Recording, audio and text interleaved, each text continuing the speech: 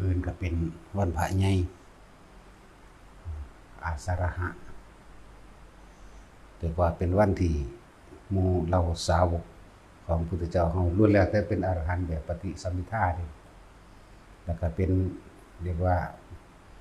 เป็นที่พระพุทธเจ้าบวชให้ด้วยพระองค์เองพร้อมเด้มาร่วมตัวกันโดยบ่ได้นัดหมายเอิ้นอาสาฬหบูชาเพิ่นก็แสดงปาติโมกข์แสดงโอวาทปาติโมกข์ซะก่อนนั่นแหละเมื่อแสดงปาติโมกข์แล้วเพิ่นจังอธิษฐานเข้าพรรษาร่วมกันจำพรรษาร่วมกันมันก็เป็นวันพระใหญ่แต่สิพูดถึงว่าวันพระใหญ่ในลักษณะนี้ที่ว่าพวกนรกทั้งหลายเปรตทั้งหลายด้วยอำนาจของพุทธาธิษฐานหยุดการทำงานนรกหยุดทำงานทั้งหมดเว้นไว้แต่ว่าสิบ่เจ็บปวดบ่ได้ออกมาหากินน้ำมูนั่นบ่ได้ออกมาหาส่วนบุญน้ำมูก็คือพวกอนันตริยกรรมพวกที่ออกบ่ได้เป็นของหนักนี่นอกนั้นก็มาออกมาขอส่วนบุญน้ำญาติญาติทั้งละคนก็ตกไปน้ำกันนั่นแหละแต่มันโดนกับปานนั้นล่ะมันบ่แม่นธรรมดาเด้นั่นแหละแต่ว่าคือว่านั่นแหละถ้าผู้ใดฉลาดก็สามารถในการที่สิอุทิศผลทานบุญกุศลกรรมดีที่เจ้าของเจาะจงแต่ส่วนมากเฮาก็เจาะจงเฉพาะที่จำได้ในศาสตร์นี้นึงศาสตร์ที่แล้วเฮาจำบ่ได้เนาะจำบ่ได้เด้ว่าผลทานมันก็เป็นไปตามแต่ส่วนมากถ้าผู้ใดทานหลอกขอนั่นขอนี่ได้นั่นได้นี่มันก็บ่ไปอุทิศแปลว่าให้ให้ท่านทั้งหลายนั้นบ่ไปบ่เป็นผลกับผู้ตะล่อรับท่านฉะนั้นจึงบอกแต่ละคนไปเด้อว่าเวลาพวกเจ้าให้ท่านหยังก็สร้างท่านให้คนก็ตามท่านให้สัตว์เดรัจฉานก็ตามท่านให้พระก็ตามโสดาสกิทาคาระจนถึงอรหันต์ก็ตามถ้าพวกเจ้าขอแล้วมันบ่ไปตัณหาพวกเจ้าลังไว้เบิดแล้วความอยากมันพระใหญ่ๆคือว่านรกหยุดการทำงานก็คืออาสาฬหะวิสาขะแล้วก็มาขะแล้วก็วันจุติจิตแต่วิสาขะคือประสูติตรัสรู้และปรินิพพานนั่นแหละวันจุติจิตอีกมื้อนึงที่บ่ค่อยมีผู้ใดนำขึ้นมาแสดงมีแต่หลวงพ่อนี่แหละคือนำขึ้นมาแสดงแล้วก็อีกอย่างแล้วก็วันนี้แหละอาสาฬหะนรกก็หยุดมื้อเดียวเด้จะไปเชื่อได้อันว่า3 มื้อ4 มื้อนั่นมันบ่แม่นเด้ก็เท่านั้นนึงเด้อ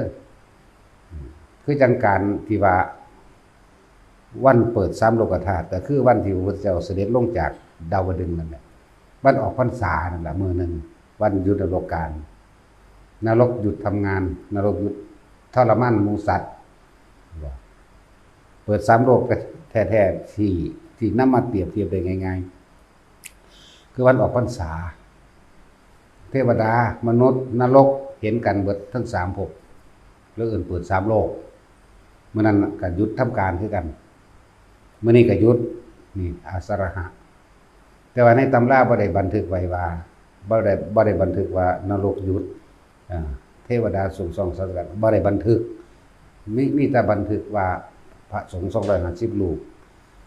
ล้วนแล้วแต่บวชโดยพระพุทธเจ้าบวชให้เองแล้วก็เป็นอรหันต์ปฏิสัมภิทาพวกนี้คุณวิเศษหมายถึงคุณพิเศษยิ่งกว่าหมู่เอิ้นปฏิสัมภิทาบวชโดยพระโอษฐ์เอหิภิกขุอุปสัมปทาคืออุปสมบทนั่นแหละบวชนั่นแหละนะเอหิภิกขุคือบวชโดยตรงจากปากพุทธเจ้าและมาประชุมกันโดยบ่ได้นัดหมายในพระพุทธเจ้านึงก็สิมี ถ้าเป็นพระพุทธเจ้าแบบปัญญาธิกะรวบรัดยวดยิ่งด้วยปัญญารัดสั่นการประชุมนี่มีแค่ครั้งเดียวเพราะการประชุมครั้งที่2ภิกษุบ่บริสุทธิ์ เลยบ่อาจสามารถที่เป็นได้ส่วนพุทธเจ้าที่เป็นสัทธาธิกะการประชุมแบบนี้แบบบ่ได้นัดหมายก็สิมี2 ครั้งครั้งที่3ภิกษุไม่บริสุทธิ์แบบวิริยะธิกะมีการประชุมโดยบ่ได้นัดหมาย3 ครั้งครั้งที่4ไม่มีภิกษุมีมากขึ้นแล้วความบริสุทธิ์เลยบ่เสมอกันนั่นแหละคือเพิ่นถึงบอกว่าศรัทธาบ่เสมอศีลบ่เสมอจาคะบ่เสมอและปัญญาก็เลยบ่เสมอเพิ่นจึงบ่ทำรวมนี่แหละนี่มันเกี่ยวเนื่องกันหลายอย่างถ้าฟังไปเรื่อยๆถ้าผู้ใส่ใจจดจ่อยจริงๆน่ะรู้เด้ถ้าฟังซ้ำได้ซึ่งนึงแล้วคิดเอาครั้งเดียวแล้วทิ่มซ้ำแล้วคิดไปนำบ้านนำเมืองนำหนี้นำสินลืมล่ะนะจังซั่นนี่จังว่าต้องฟังดูเอาเด้อสะสมเด้อมันการสังสมมันการได้ฟังเด้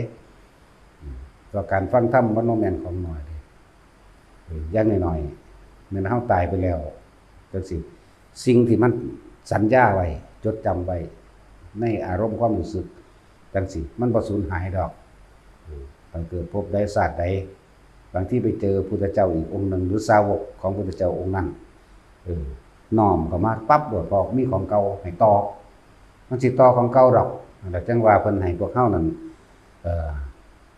สังสมเฉพาะสิ่งที่เป็นกุศลสัพพะปาปัสสะ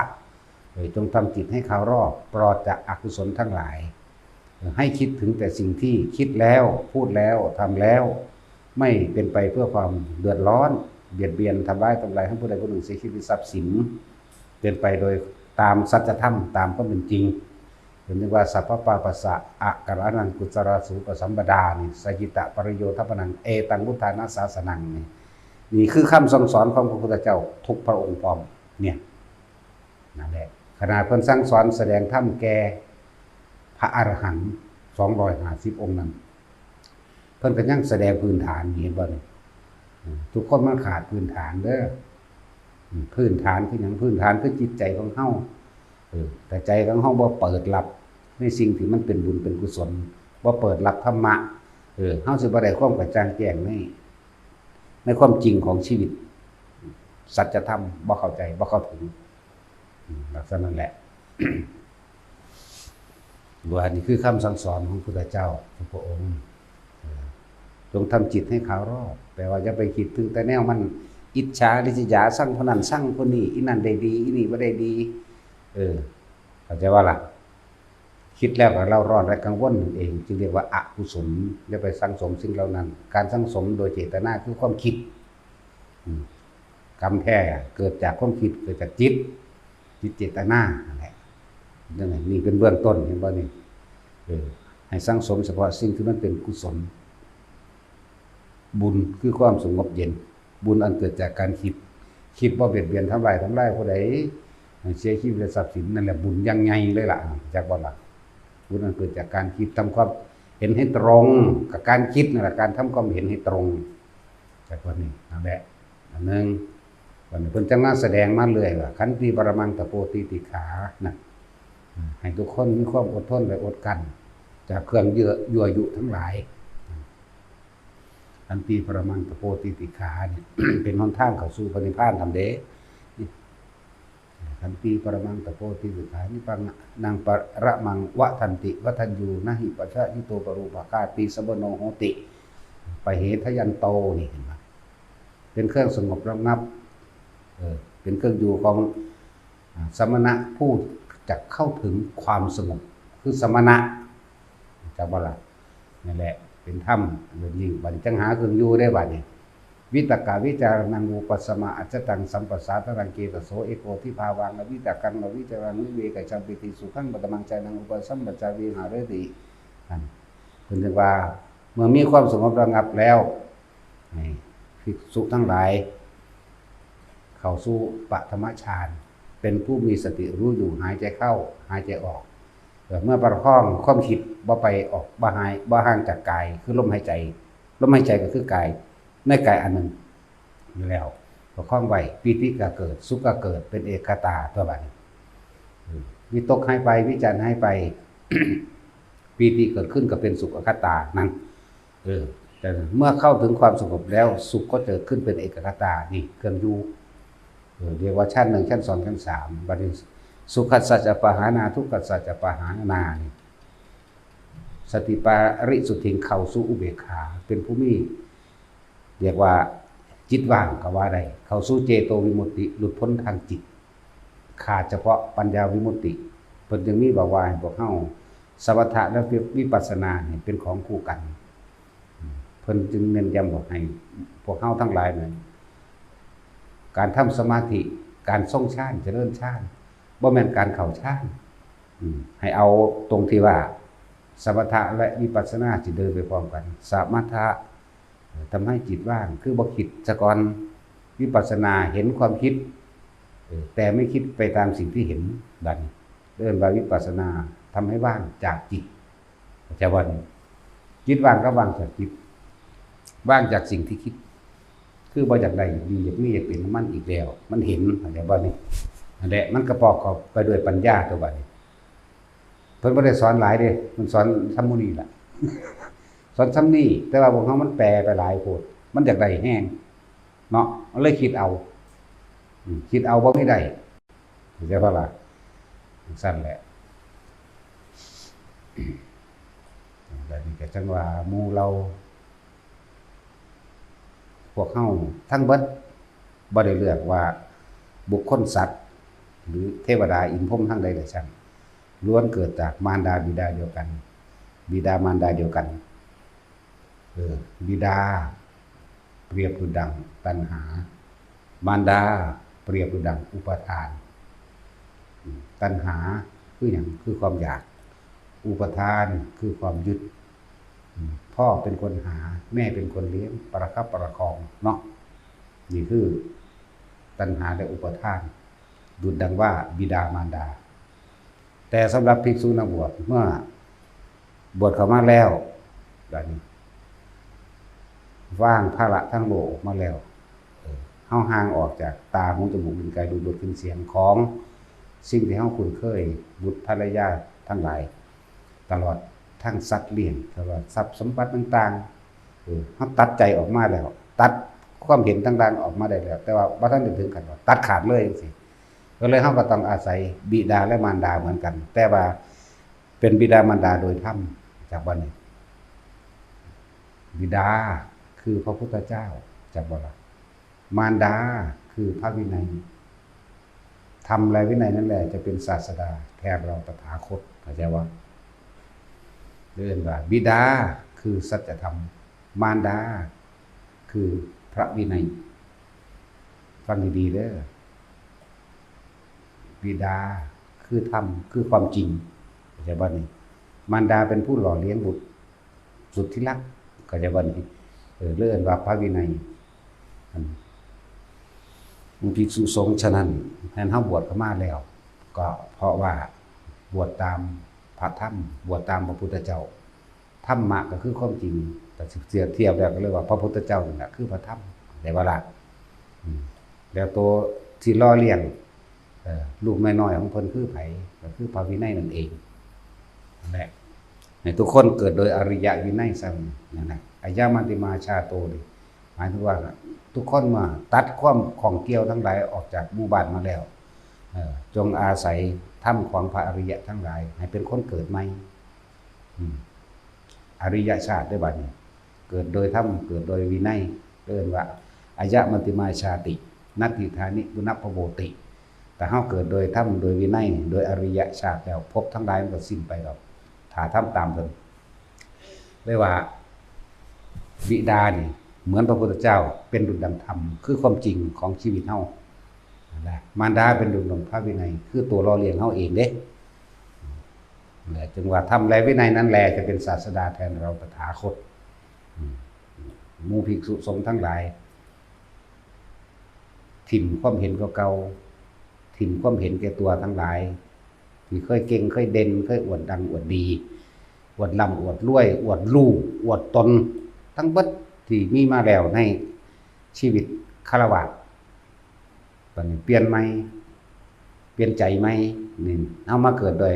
อริยวินัยแล้ว ให้ทำตัวเป็นดุจดังว่าอาริยะนั่นแหละครับเพราะว่าพระวินัยนั่นแหละจะเป็นเครื่องรักษานักบวชฉะนั้นนักบวชก็ต้องรักษาพระวินัยมีอย่างคุยกันอารมณ์ทั้งโลกทิ้งไปเข้าใจบ่ล่ะผู้ใดบวชก่อนก็เลยเป็นผีเข้าใจว่าบ่ได้เกี่ยวกับอายุเด้หลวงปู่ไหว80แล้วจังสิอันผู้นั้นหาก็20กว่าแต่ว่าผู้20กว่าบวชก่อนหลวงปู่ไหวก็ต้องเป็นน้องตัวเข้าใจว่าล่ะเป็นจังซั่นแหละมันบ่ได้คือทางโลกนะให้ฟังความกัน แต่ว่าบ่แม่นเอาแม่นผู้บวชก่อนจะเอาความเห็นส่วนตัวมาเว้ากันก็บ่ถูกเข้าใจบ่นี่ต้องเอาพระวินัยมาคุยกันแต่ถ้าเฮาเดินตามกันเรียกว่ามีความเชื่อมีความเห็นเสมอกันเฮาเชื่อพระวินัยเฮาเห็นพระวินัยน่ะเป็นดุจดังมารดาผู้หล่อเลี้ยงเสมอกันมันก็บ่ทกบ่เถียงกันดอกเข้าใจว่าล่ะซั่น เว้ากันก็เว้าโดยพระวินัยเด้อเพราะว่าเฮาบ่ทันได้รู้จักหยังส่วนธรรมะบัดนี้คือความจริงนั่นที่เฮาประสบพบเห็นมา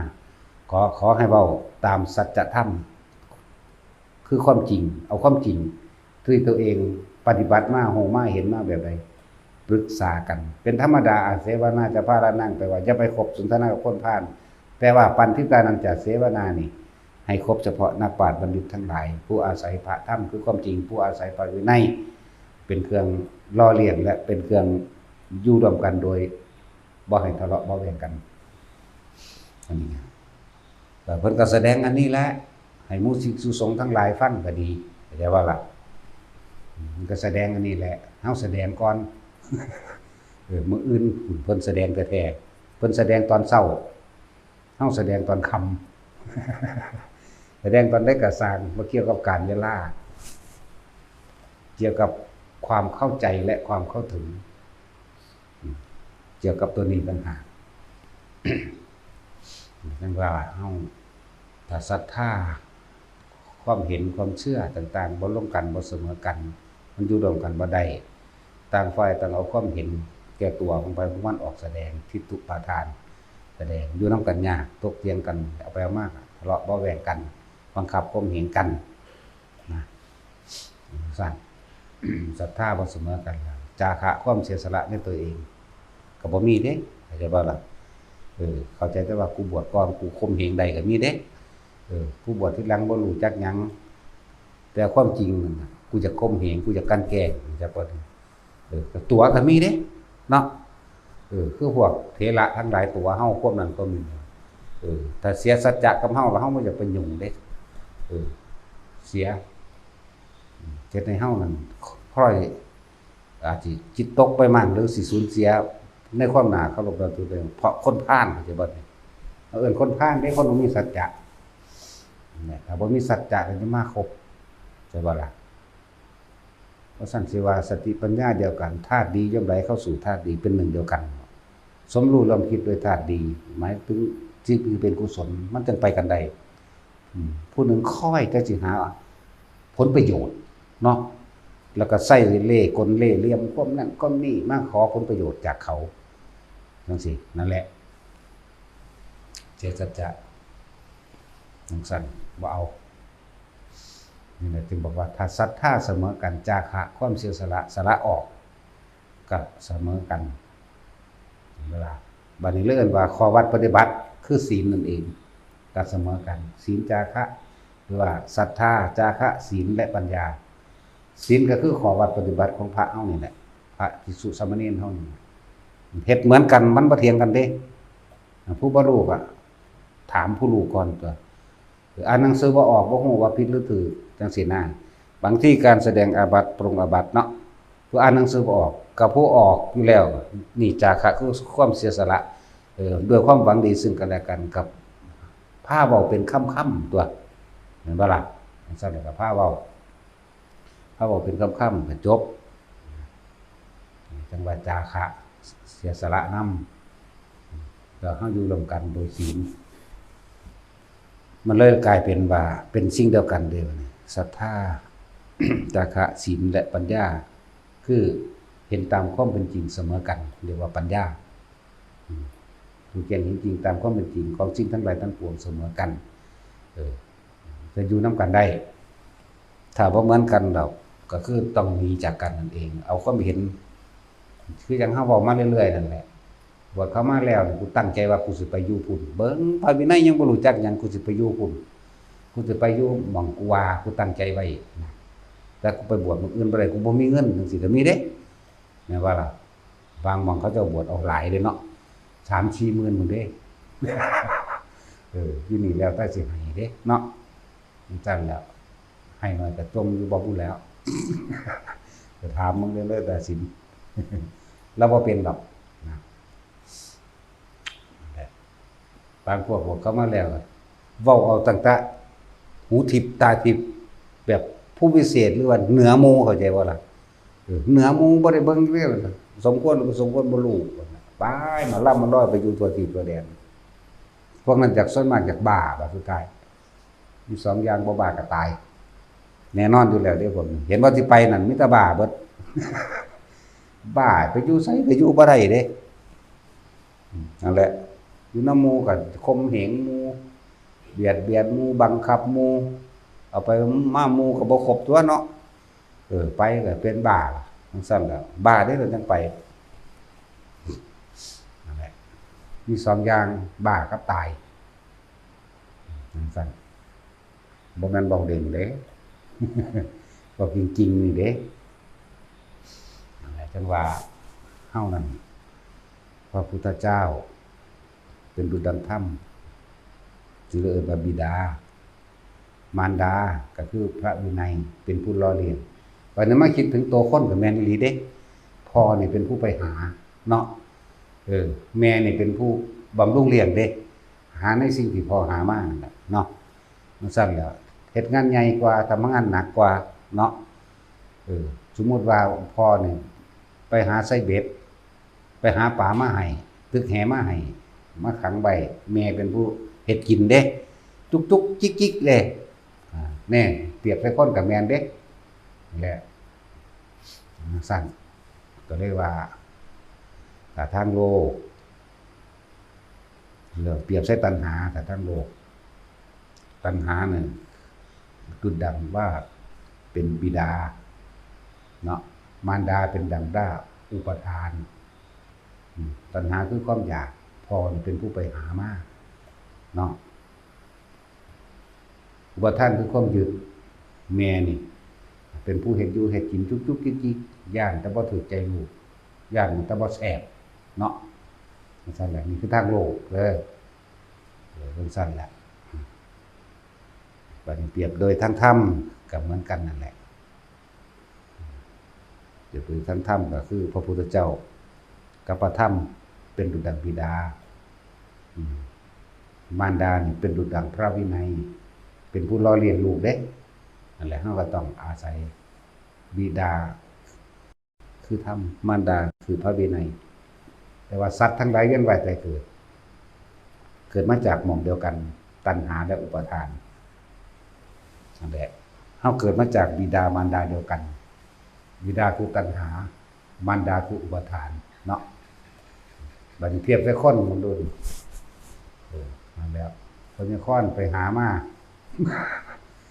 ผีเสื้อสมุทรเป็นผู้เฮ็ดให้อยู่ให้กินอามลุกไม่ละแม่เฮ็ดให้กินไว้ในตู้หั่นเด้อ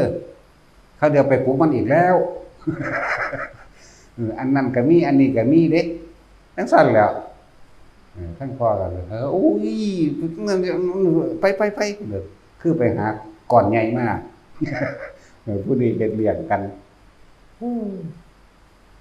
นั่นแหละมันมีผู้ใดเปรียบให้พวกเจ้าได้เห็นภาพชัดเจนบัดนี้ดอกเนาะชัดเจนบ่เจ้าว่าจังซั่นแล้วเรียกว่าธรรมะคือความจริงที่นำมาเว้าทุกอย่างนี่แต่บางคนบ่เคยคิดว่าความจริงในตนเองเด้เนาะมีแต่มองข้ามของในตัวบ่เห็นไปเห็นแต่ของนอกตัวเองนั่นบ่ล่ะมึงเห็นบ่คุณเขาขี่รถขี่เรือเขามีเงินมีทองเขาได้เป็นเจ้าเป็นนายว่าเด้เนาะไล่ลูกบังคับลูกได้บัดนี้บ่คิดพอเพราะว่าตอนเจ้าของเป็นเด็กน้อยก็เลยพ่อแม่เจ้าของก็เป็นนั่นแหละ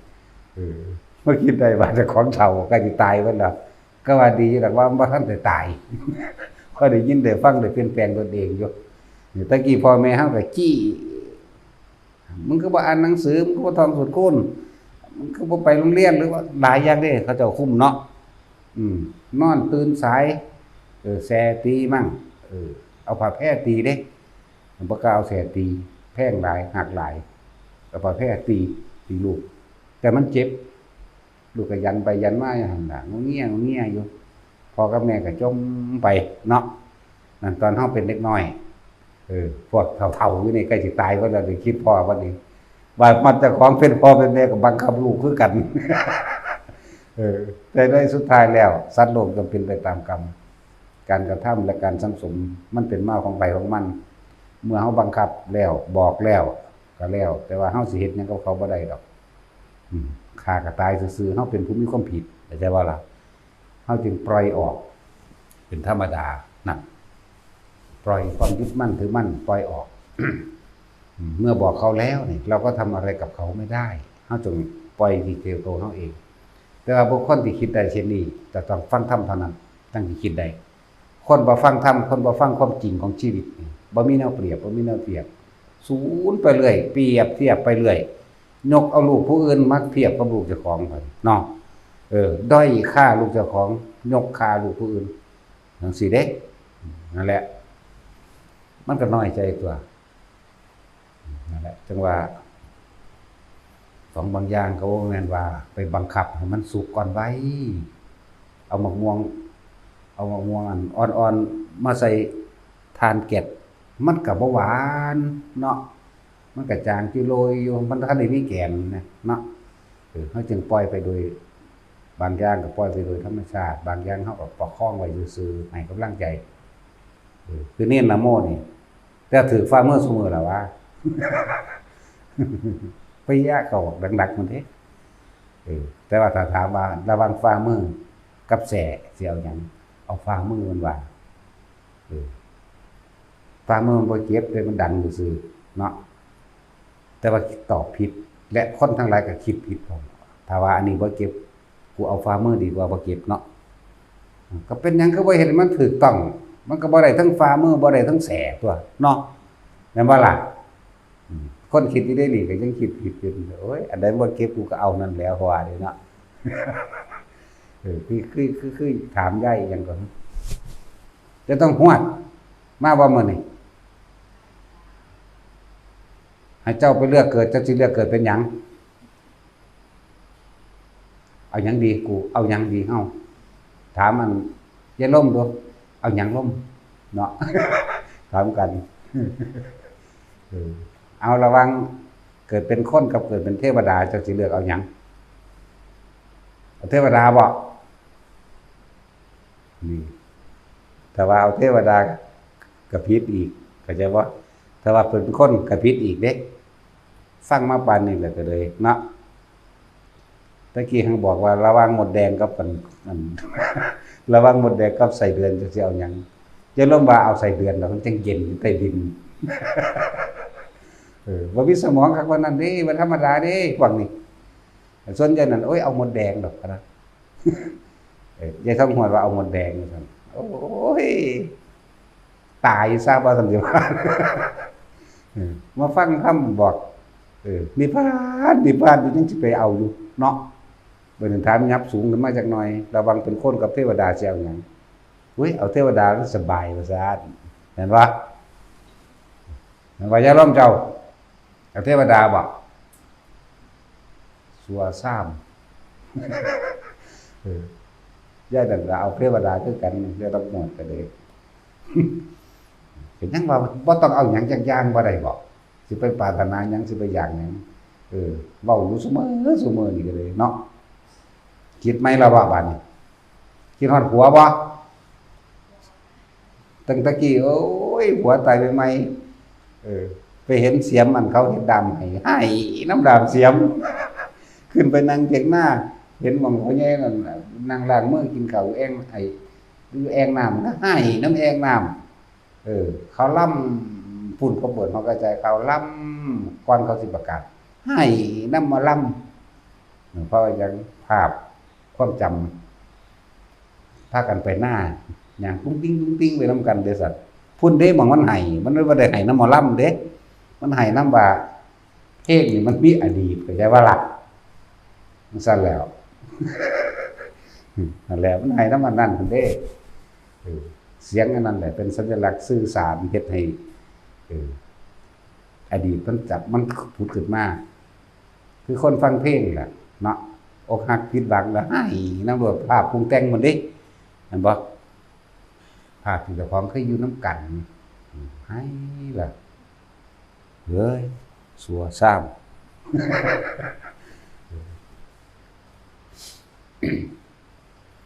จังว่าถ้าเฮาได้ยินได้ฟังแล้วน้อมเข้ามาหาเจ้าของก็น้อมเข้ามาเห็นในความรู้สึกนึกคิดของเจ้าของเฮ็ดจังใดมันสิละสัญญาดับสัญญาของเก่าๆได้เฮ็ดจังใดมันสิละตัณหาคือความอยากอุปทานคือความยึดละออกตัณหาและอุปทานรวมแล้วอยู่ในสัญญาจักบ่ล่ะมันอยู่ในสัญญาอยู่ความรู้สึกมันอยู่ในความจำของเฮาเองความรู้สึกที่เฮามีแต่ความปรารถนาแห่งความพอใจอย่างเดียวความบ่พอใจบ่มีใครปรารถนาเด้นั่นแล้วเรียกว่าสัญญามันละเอียดเด้อันนี้ก็คือว่าบอกทุกคนฟังว่าทุกคนเกิดมาจากตัณหาและอุปทานเดียวกันแต่สิเว้าอย่างหนึ่งเปรียบโลกเกิดมาจากบิดาและมารดาเดียวกันบิดาเป็นดุจดั่งตัณหาคือผู้หามาให้เนาะมารดาเป็นดุจดั่งอุปทานคือความยึดมั่นถือมั่นนั่นแหละอุปทานก็ดีแล้วยึดผู้พ่อก็หามาว่าเลี้ยงลูกเลี้ยงครอบครัวผู้แม่ก็เฮ็ดให้กินยันแต่ว่าอิ่มบ่แซ่บมันสั่นแหละจึงบอกว่าเฮาเกิดมาจากที่เดียวกันพระพุทธเจ้าใส่จึงใส่นามบัญญัติให้พวกเฮาว่าสัตว์บ่ทันได้แยกย่อยได้นี่เพิ่นเว้าร่วมกันเบิดคำว่าสัตว์นี่สัตว์เดรัจฉานกับสัตว์เปรตสุรกายนรกเทวดากับสัตว์มนุษย์กับสัตว์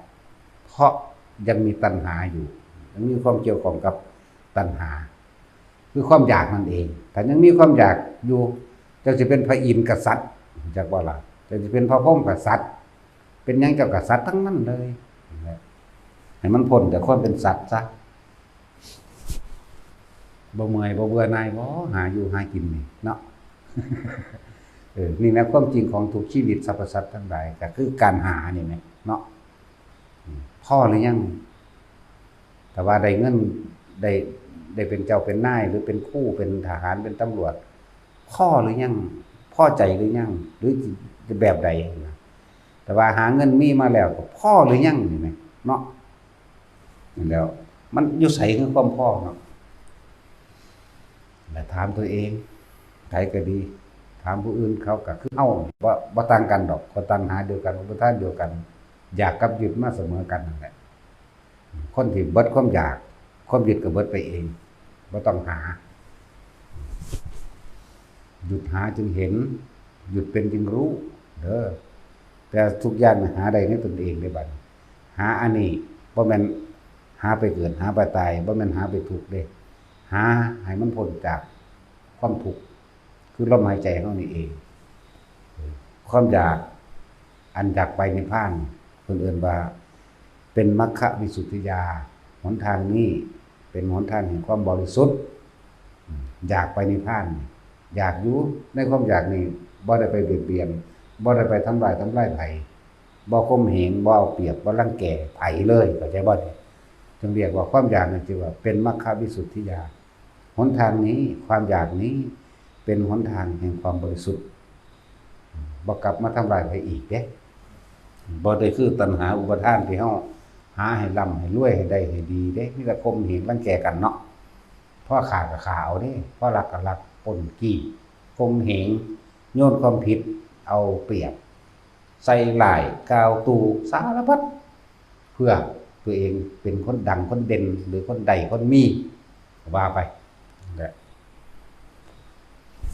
มันอยู่ในตัวเฮาเองนี่แหละอยู่ในใจเฮาเอง คนเข้ามาในใจถ้าใครจะพ้นก็ดี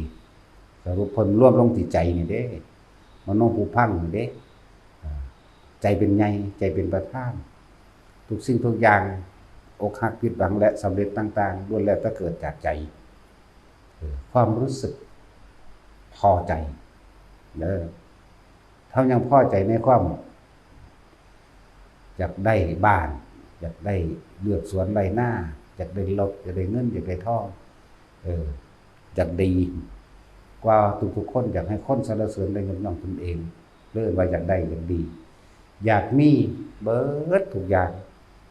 มีอย่างลงตรงที่มีอำนาจเข้าใจว่าล่ะ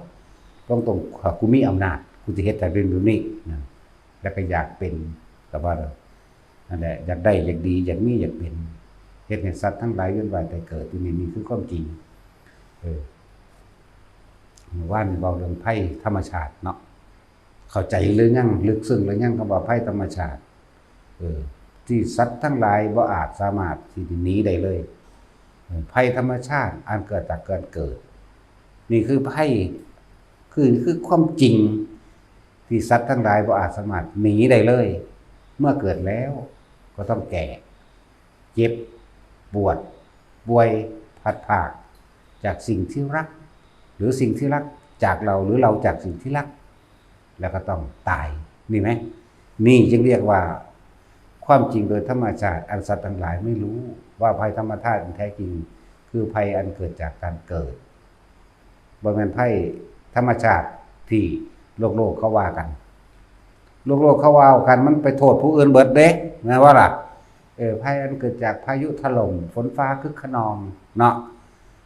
ภัยธรรมชาติเกิดจากฟ้าผ่าภัยธรรมชาติมันเกิดจากน้ำท่วมภัยธรรมชาติเกิดคลื่นสึนามิเห็นบ่ล่ะจังซั่นแล้วภัยมันเกิดจากแผ่นดินถล่มนะภูเขาไฟระเบิดว่าไปเด้แล้วภัยอันเกิดจากสงครามนี่เขาก็ว่าโทษของนอกเบิดเห็นบ่ภัยอันเกิดจากความแห้งแล้งนั่นโทษของนอกอีกภัยอันเกิดจากมนุษย์ก็โทษผู้อื่นอีกภัยอันเกิดจากอมนุษย์ก็โทษผู้อื่นอีกมันบ่แม่นภัยธรรมชาติด้วยนั่นน่ะเรียกว่าสารพัดภัยในการเกิดจากว่านี่นั่นแหละภัยอันเกิดแก่หมู่สัตว์ทั้งหลายผู้เวียนว่ายตายเกิดในวัฏสงสารเพิ่นจึงเรียกว่าวัฏสงสารอันนั้นแต่ว่าสัจธรรมความจริงอันเป็นภัยธรรมชาติจริงๆแล้วนะที่สัตว์ทั้งหลายเกิดแล้วนี่บ่อาจสามารถจะหนีพ้นภัยอันนี้ได้นี่คือสัจจะนี่คือธรรมนี่คือความจริงเกิดแล้วต้องแก่แม่นบ่ต้องเจ็บแม่นบ่เจ็บอาจเกิดจากการไปเหยียบน้ำเหยียบไฟจับไฟน้ำร้อนลวกเนาะเกิดแก่เจ็บนี่เห็นบ่นี่อุบัติเหตุรถชนกันนี่ก็เจ็บป่วยบ่มีใครอยากป่วยแต่ว่าหลีกเลี่ยงได้บ่ไม่ได้บ่มีใครอยากแก่หลีกเลี่ยงได้บ่ไม่ได้นี่ต่างหากคำว่าธรรมชาติหรือความจริงที่สัตว์ทั้งหลายเกิดแล้วไม่อาจสามารถที่จะหลีกเลี่ยงได้คือแก่คือเจ็บและตายหลีกเลี่ยงบ่ได้นั่นแล้วจังเอิ้นว่าภัยธรรมชาติแท้ที่มันอยู่ในเฮาเองอันเกิดจากตัณหาและอุปาทานของเฮาเองบ่ได้เกิดจากไผเด้นี่เกิดจากตัวเฮาเองได้นี่ภัยตัวนี้นั่นแหละอย่าไปโทษแต่ของนอกอย่าไปโทษแต่ภัยถ้าภัยนอกที่เข้าใจว่าเป็นภัยธรรมชาติมันได้เป็นภัยอันเกิดจากวัฏสงสารเรียกว่าสารพัดภัยในการเกิดที่บาลีเพิ่นเว้าอยู่ทุกภิกขันตรภัยเห็นบ่อดอยากแห้งแล้งสัตทันตรภัยสงครามแน่อสุริบาทภัยฟ้าผ่าธรณีภัยแผ่นดินถล่มนั่นว่าซั่นอุทกภัยน้ำท่วมนั่นซั่นโทษนอกเบิดคนเฮามองข้ามตนเองนั่นแหละจึงบอกว่าของที่อยู่ในเฮาแท้ๆเฮากับมองข้ามไปให้ความสำคัญอีหยังแต่ของภายนอกแต่บ่เคยสำคัญกับตนเองเลยจริงๆเป็นเช่นนั้นได้บาดนี้ จริงๆของหมูสัตว์ข้อสัตว์คืออาศัยตัณหาความอยากเนาะนั่นแหละแต่ว่าเฮาหันลองเข้ามาเบิ่งความจริงของเฮาเองความจริงเฮาเองนี่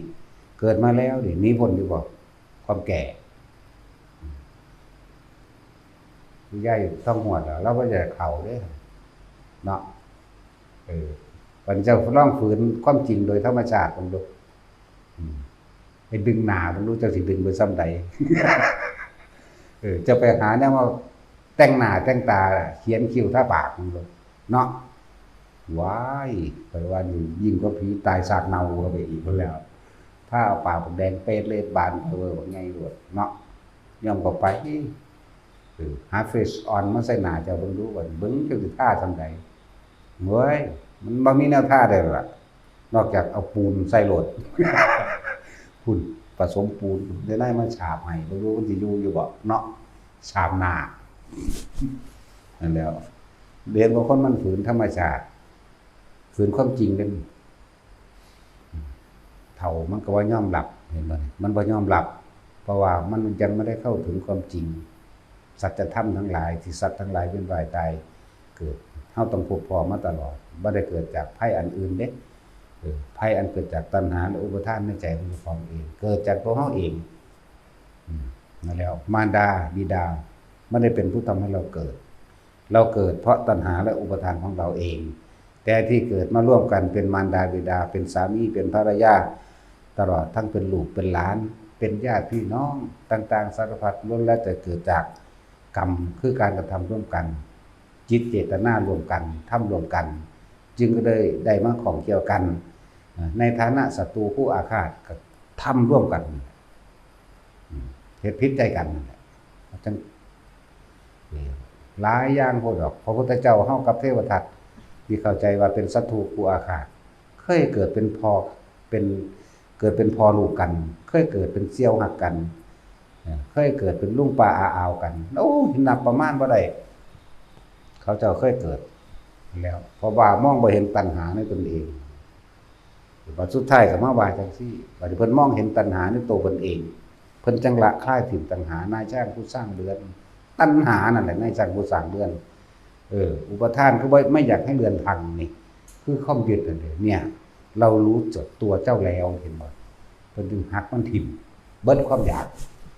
เนี่ยตัณหาและอุปทานก็สลายไปแล้วก็บ่มีหยังอีกนั้นผู้อื่นสิว่าเพิ่นจังได๋ก็สร้างเพิ่นบ่นำเข้ามามันก็จบตัวแต่เพิ่นว่าพวกเฮาเพิ่นว่าให้พวกเฮาสั่งสมสิ่งที่เป็นกุศลไปอกุศลจะคิดเข้ามาหลายคนที่ว่าทำบุญแต่ว่าบ่ละบาปนั่นแหละ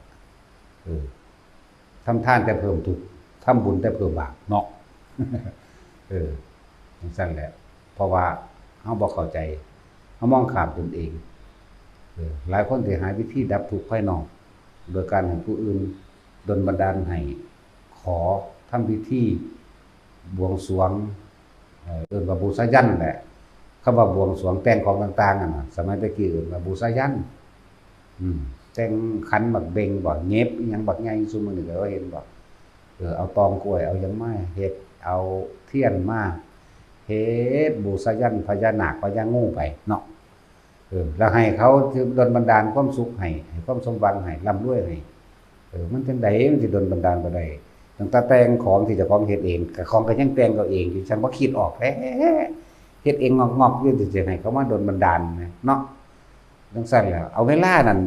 ไปหารับจ้างสิบ่ได้เงินหลายกว่านั้นบ่แม่นบ่เอาเวลานั้นนะอันนี้แถมเอาเงินไปซื้อตองเอาเงินไปซื้อการเผาเอาเงินไปซื้อเทียนซื้อต้นกล้วยมากุมเฮ็ดอยู่ว่าซั่นหาแนวมาประดับประดาซื้อผ้าแดงผ้าขาวผ้าดำไปมีเบิดซื้อผลไม้หลากไม้มากันฟอนอยู่ได้บัดซื้อธูปซื้อเทียนเนาะเก็บเงินพวกนั้นแม้ไว้แหมที่ดลบันดาลหาแมงภาษางูต้มน้าเฮาตาสินต้มแมงจัก3ปิดผลใหญ่ตัวใหญ่นั่นแล้วนาคสิงนาคเฮาก็ผัดเผ็ดเอาตัวนาคจงอางมันนั่นแซ่บเด้ต้มจงอางก็เลยคล้ายกับหมูสิงยำปุดๆคือกัน ว่ายก็ต้มกินมาไปแห้งแล้วเรากังเบาได้เบาแล้วมันไล่ใหญ่อีกเด้นี่ ต้มพญานาคกินนี่นะงูเขียวมันขิวเป็นขีตากับงูลำธารกินมันแล้วได้จังเบากินงูลำธารเป็นขีตาเด้ออย่ากิน เป็นนาคไล่สัพพะปุตตะพวกไล่ก็ตลกแต่จริงเด้อันบอกนี่บอกจริงๆนั่นแหละมันเป็นคือตลกคือกินไม่ดีเนาะก็งูปลางูไตแหก็ไม่เห็นน้ำกระปุ้น น้ำยากระปุ้นอ้าวเผาเขากินเขาก็มีเลยมันก็เป็นอาหารเป็นอาหารของคนทั้งโลกพูนแต่พระพุทธเจ้าเป็นบัญญัติว่าให้กินว่างูนั่นน่ะมันเป็นสัตว์ที่มีอาฆาตจะว่าล่ะ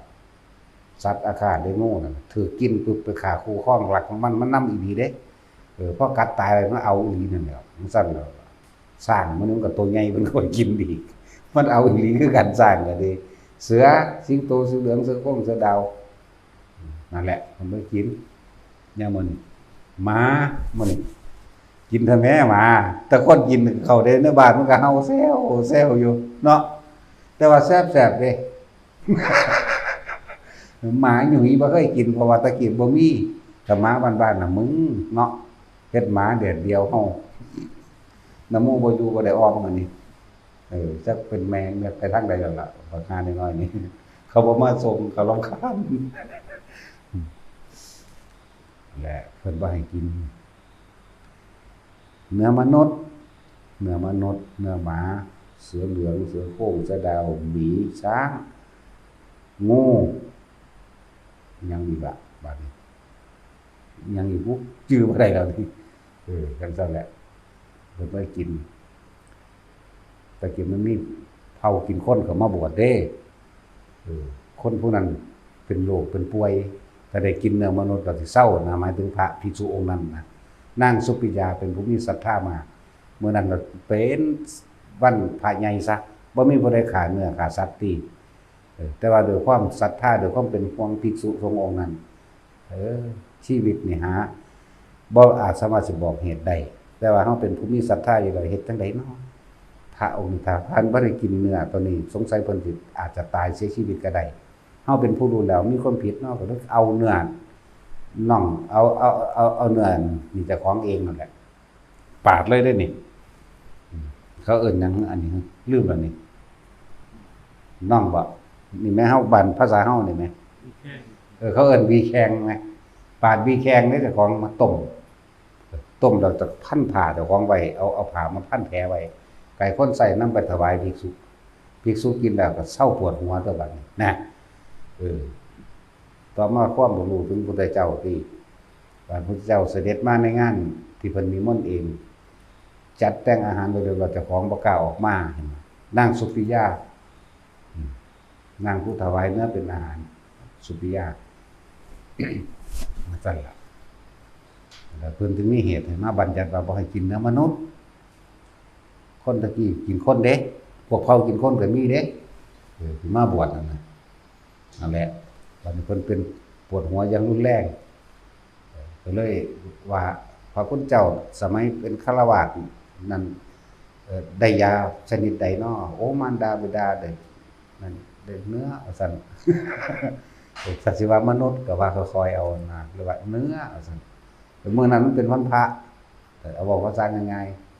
หาซื้อศีลทั้งใดก็ได้กระต่ายยักษ์โตก็บ่ตายกวางยักษ์โตก็บ่ตายงัวควายก็บ่ขาเลยเอา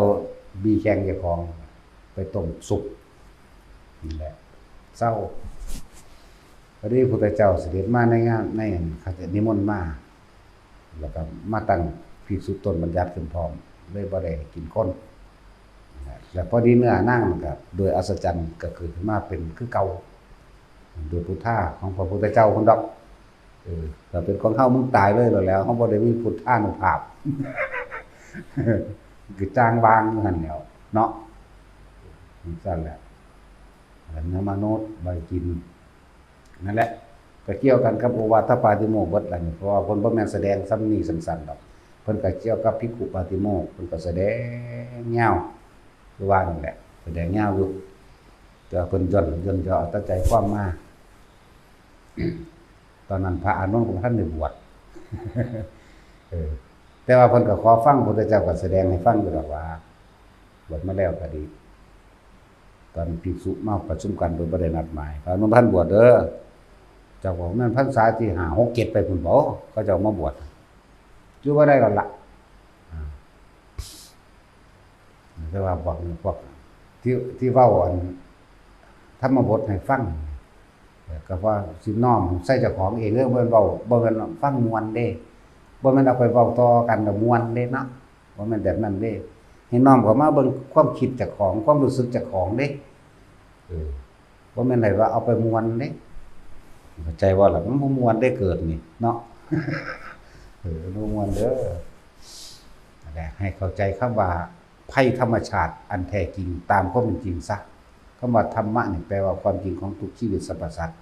พวกเราเนี่ยเกิดก็เกิดมาด้วยตัณหาอุปาทานของตนเองเกิดมาด้วยลำพังแห่งตนเองคือความอยากของตนเองไม่ใช่มารดาและบิดาทำให้เกิดอันนั้นเป็นเรื่องของธาตุวัตถุจักว่าล่ะพอมีความเกี่ยวเนื่องกันการกระทำกรรมรวมกันจึงมาเกิดทำลายและทำลายกันซุมื้อนี้เห็นบ่นี่ลูกฆ่าพ่อฆ่าแม่เนาะพ่อแม่ก็ฆ่าลูกคือกันนั่นแหละล้วนแล้วก็เป็นผลแห่งกรรมที่ตัวเองกระทำไว้เด้อเฮาเห็นลูกกินยาบ้าฆ่าพ่อฆ่าแม่บางที่ลูกกินยาบ้าพ่อแม่ทนบ่ได้ก็ฆ่าลูกนั่นแหละเฮาสิเที่ยวเวียนว่ายฆ่ากันไปฆ่ากันมาบ่อันนี้คือเรื่องฆ่าคนฆ่าคนบัดนี้เฮาฆ่าสัตว์มากินด้วยกันล้วนแล้วแต่เคยเป็นมารดาบิดาล้วนแล้วแต่เคยเป็นปู่ย่าตายายลุงป้าน้าอาพี่ชายน้องสาวเป็นมาเบิดเด้เป็นลูกเป็นหลานซึ่งกันและกันเด้ที่เฮาฆ่ากันกินอยู่เดี๋ยวนี้นั่นแหละให้เห็นโทษซะเห็นโทษของความอยากของเจ้าของซะหมู่ภิกษุสงฆ์ทั้งหลายก็เอาพระวินัยนั่นแหละเอาตัวอย่างคือยังพระอีหยังล่ะลืมชื่ออีกล่ะพระฆ่าคนนะองคุลิมานองคุลิมานอายะมันติมาชาติตั้งแต่อาตมาเกิดโดยอริยชาติล้วนที่จะจงใจปรงชีวิตสัตว์อื่นให้เสียหายชีวิตและทรัพย์สินไม่มีเลยล้วนด้วยสัจจะวาจาดีนั่นนะขอให้น้องหญิงตลอดทั้งบุตรในครรภ์แห่งน้องหญิงจงมีความสุขสวัสดีเถิดล้วนเอาแบบนั้นล้วนเป็นตัวอย่างนั่นแหละพวกเข้ากับทองตัวเนาะยะโตหังภกินิอริยยะชาติยาชาโตนามิชานามิสันติจะปนังชีวิตโรเปตาเตนะสเจนะสุจเตมตุสติขัปปะจะนะเอาตัวอย่างแบบนั้นตะกี้เพราะว่าเฮาบ่รู้เฮาจึงฆ่าสัตว์มั่งฆ่าหมาฆ่าคนมั่งเนาะเฮาบ่ทันได้ฆ่าบ่ได้จะเกิดเอาคนนั่นน่ะมันบ่เคยฆ่าไปบ่ได้โหดเหี้ยมปานนั้นแต่ว่าฆ่างัวนี่สั่งฆ่า10ตัวนี่ชื่อได้อยู่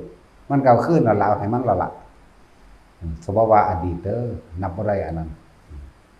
นั่นแหละเพราะว่าความบ่รู้หมู่ภิกษุสงฆ์ก็คุยกันก็เอาพระวินัยคุยกันแต่ธรรมะก็จะเอาความก็เอาประสบการณ์ของเจ้าของแลกเปลี่ยนแต่ว่าสนทนาธรรมกันเอาจะเอาความอวดรู้อวดเห็นไผเว้าหยังขึ้นกูรู้กว่าหมู่เว้าคมหมู่กว่าหมู่ไปอีกโอ้ยน้องบ่ถูกถ้าผู้รู้แล้วการฟังดีที่สุดอยากบอกการฟังเฮาสิได้ความรู้จริงหรือเท็จประการใดเฮาก็ได้ความรู้นั่นแหละจักบ่ล่ะอย่าเป็นผู้อวดรู้เว้าของบ่จริงให้ผู้อื่นฟังได้อันผู้อวดรู้จริงกับอวดรู้มันคนละอย่างเด้อนั่นแหละให้ยอมรับตัวเองชีวิตพวกเฮาเกิดมาผ่านอีหยังมามากความสุขที่สุดอยู่ไสพอหรือยังความมีที่สุดที่แสวงหาทำการทำงานมาอยู่ใสพ่อหรือยังนี่ไหมแล้วความสมหวังในโลกนี้มีบ่เนี่ยเบิ่งดูนั่นมันกันแหละว่าให้น้อมเข้ามาในตนเองอย่าโทษผู้อื่นตัวเองมาเกิดเองตัณหาเป็นดุจดังบิดาอุปทานเป็นดุจดังมารดาก็จะบ่นี่จังซี่บัดนี้พวกเฮาพระภิกษุบวชเข้ามาแล้วพระพุทธเจ้าเป็นดุจดังพระธรรมคือความจริงของชีวิตเนาะวินัยเป็นดุจดังมารดาผู้หล่อเลี้ยงประคับประคองให้ตัวเองแข็งแกร่ง แล้วก็ละแหละเน้นพระนำแน่จักหน่อยจะต้องสิเถียงกันอีกหาทุกคนบุ้ยเป็นปานอรหันต์เว้าแต่ละอันแต่ละอย่างหมู่เขาบ่ฟังที่ดึงเข้าไว้ให้ฟังเจ้าของเว้าโอ้ยเนาะสั่นแหละดึงเขาผู้ใดเว้าหยังรู้เบิดเว้าตัดเขาเบิดเนาะมันจะไปรู้หาอหยังแนวนั้นน่ะไปทางวิปริตวิปลาสที่จังซั่นเนาะจังว่ามันก็หลายขึ้นพานี้เฮาก็ได้ให้ระมัดระวังไปเอามารดานี่คือพระวินัยล่ะมาเป็นเครื่องสำรวจความคิดเห็นเจ้าของนำแน่เอาธรรมะเอาความจริงคือพระพุทธเจ้าอันใดมันบ่จริงก็อย่าเว้าดีกว่าเนาะการฟังจึงได้ความรู้ดีที่สุดนะผู้ใดเว้าหยังมาก็ให้เขาเว้าเป็นโลดด้านน้อมก็มาเบิ่งตัวเองสรุปลงตรงที่ว่าสร้างเหตุให้มันพอเด้อเหตุคือลมหายใจเหตุคือการหาเครื่องอยู่เหตุคือการทรงฌานเจริญฌานผลอันเกิดจากเหตุเมื่อมันเต็มแล้วเกิดสมาธิตั้งมั่นผลอันเกิดจากสมาธิตั้งมั่นจิตมันตั้งมั่นมันแน่วแน่มันก็บ่หวั่นไหวกับสิ่งที่เข้ามากระทบกระทั่งนะผลอันเกิดจากการบ่หวั่นไหวมันก็ปัสสัทธิผ่อนคลายสงบเย็นใจผลอันเกิดการปัสสัทธิก็เกิดอุเบกขาผลการเกิดจากอุเบกขาก็สังขารุปเปกขายามเห็นความผิดในสิ่งทั้งหลายทั้งปวงที่แต่เก่าก่อนเฮาก็บ่รู้ทันมันบาดมื้อนี้เฮาเห็นความผิดความคิดเป็นอยู่เฉพาะความคิดผู้รู้เป็นอยู่เฉพาะผู้รู้ต่างฝ่ายต่างอยู่ต่างฝ่ายต่างรู้มันก็พ้นดอกแต่ทุกคนเนี่ยสร้างเหตุนะเหมือนกันกับเฮาสร้างเหตุเฮาอยากได้สิ่งใดสิ่งหนึ่งเฮาก็ยังออกไปหารับจ้างเฮายังไปขนขวายเอาเนาะแต่เฮาอยากพ้นจากการเวียนว่ายตายเกิดคือนิพพานเฮาก็ต้องสร้างเหตุคือพยายามนึกถึงลมหายใจอยู่เรื่อยๆสติคือรู้สึกตัวกับลมหายใจเข้าออกปัจจุบันคือรู้สึกตัวกับลมหายใจเข้าออกนั่นแหละสติสมาธิก็คือลมหายใจเข้าออกมันก็ตั้งมั่นอยู่จังซี่ของมันเองหรอกนั่นแหละเมื่อมันตั้งมั่นดีแล้วปัญญาแปลว่ารอบรู้ในกองสังขารตามความเป็นจริงในสิ่งทั้งหลายทั้งปวงมีความเกิดขึ้นเป็นธรรมดามีความแตกดับเป็นธรรมดาถ้ามันเห็นแล้วมันก็เป็นสังขารุปเปกขยันไม่ควรเข้าไปยึดมั่นถือมั่นนี่เป็นคำเว้าแต่ความบ่ยึดจริงๆบ่มีคำเว้าแต่ว่าล่ะเห็นซื่อๆรู้เฉยๆแต่ที่เปรียบเทียบพ่อเห็นบางคนก็เป็นแล้วล่ะเหมือนกับผู้รู้อยู่ตรงนี้ผู้รู้อยู่จังซี่เห็นกายหายใจเห็นความคิดตั้งหากกายหายใจตั้งหากกายนิ่มนวลก็ตั้งหากนี่เหมือนกับมันอยู่จังซี่แต่ว่าบ่มีตัวตนนั่นแหละเรื่องสั่นมันสิแยกของมันเองเฮาบ่ได้เป็นผู้แยกเพราะว่าเฮาบ่ได้คิดหยุดคิดจึงรู้หยุดดูจึงเห็นเด้อสมาทาน